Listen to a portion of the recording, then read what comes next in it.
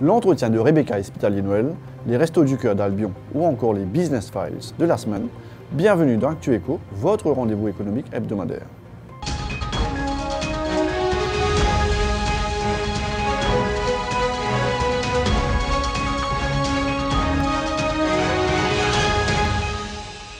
Les acteurs économiques et sociaux jouent un rôle essentiel dans la lutte contre l'insécurité alimentaire. La déclaration est signée Rebecca Espitalier-Noël, Managing Director de Foodwise, en une de Business Magazine ce mercredi. L'association, qui lutte contre le gaspillage alimentaire depuis 4 ans maintenant, a distribué 900 tonnes de nourriture, soit l'équivalent de 3,6 millions de repas aux plus démunis. La cofondatrice de Foodwise révèle dans un entretien retrouvé aujourd'hui le travail abattu et les défis à venir. Les initiatives pour venir en aide aux plus démunis dans le sillage de la crise sanitaire se multiplient.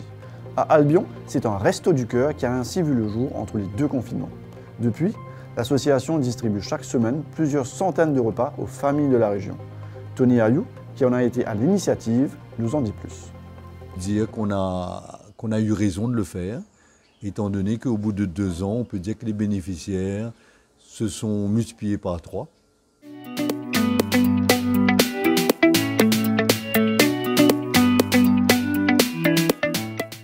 Le Resto du Cœur, au singulier, pour le moment, nous l'avons créé à partir de 2020, à la période des confinements, et c'était difficile pour pas mal de gens qui vivaient de l'économie parallèle.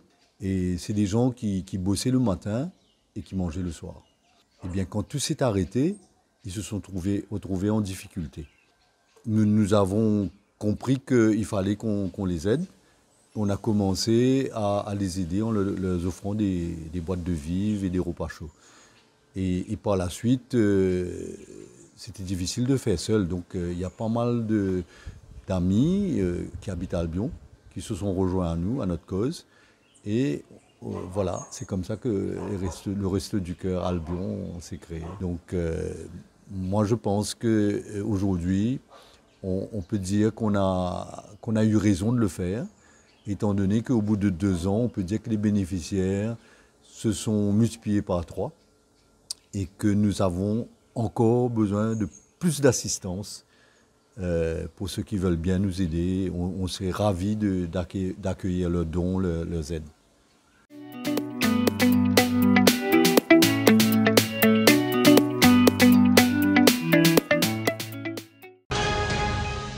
Retrouvez cette semaine en supplément de Business Magazine le dernier numéro de Lifestyle.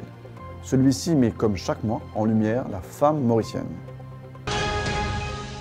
On termine cette émission avec la rubrique Business Files. Celle-ci s'intéresse ce mercredi au marché de l'assurance maritime et aux entreprises locales qui s'installent en Afrique.